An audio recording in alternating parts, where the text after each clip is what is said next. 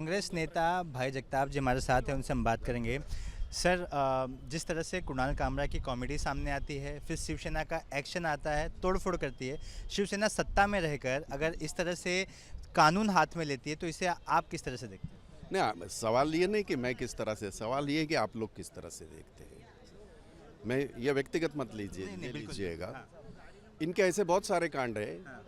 कि जो आप लोग ना दिखाते हैं।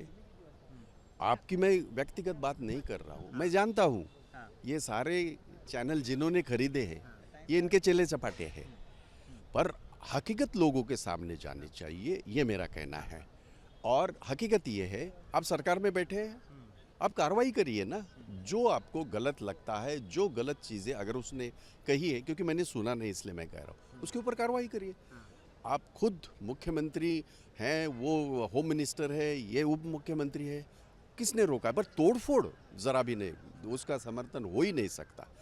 अगर कोई व्यक्ति व्यक्त होता है या वो अपनी कुछ बात रखता है, अगर वो गलत है उसके ऊपर कानूनी कार्रवाई करिए, पर तोड़फोड़ का बिल्कुल समर्थन नहीं, ये गुंडागिरी का बिल्कुल समर्थन नहीं। कुणाल कामरा ने संविधान का एक फोटो दिखाया है, वैसा ही फोटो राहुल गांधी भी दिखाते हैं, ऐसा देवेंद्र फडणवीस ने कहा, और दोनों जन इसको पढ़ते नहीं हैं। सवाल ये है, देवेंद्र फडणवीस ये बात ना कर रहे वो तो अच्छा है। संविधान का सिर्फ नाम लेने से, संविधान सर पे रखने से संविधान की इज्जत नहीं होती। आप संविधान की बातें ना करिए, और वो अगर दिखाता है तो वो भी संविधान ही है, और संविधान एक ही है।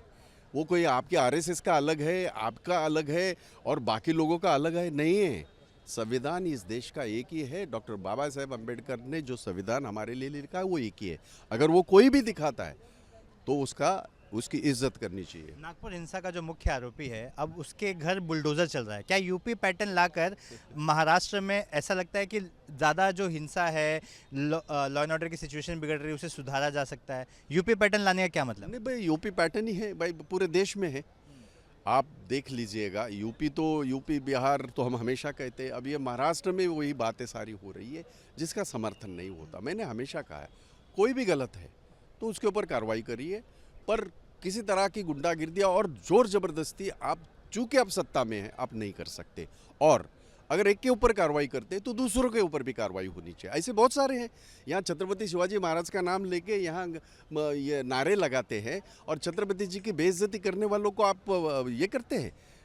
वो सोलापुरकर जो राहुल, इतना फालतू आदमी, चेला चपेटा इनका, उसको तो उन्होंने कल्चरल कमेटी का सदस्य बना दिया। तो क्या है ये?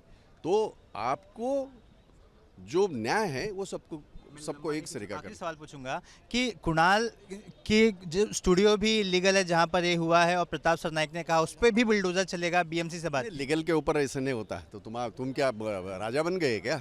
अगर लीगली कोई चीज़ है तो उसको अवैध आप बता रहे हैं। नहीं, अवैध तो आपको साबित करना पड़ेगा। ऐसा नहीं होता ना, तुम्हारे कहने से अवैध नहीं होता, आप साबित करिए और अगर फिर कार्रवाई करिए।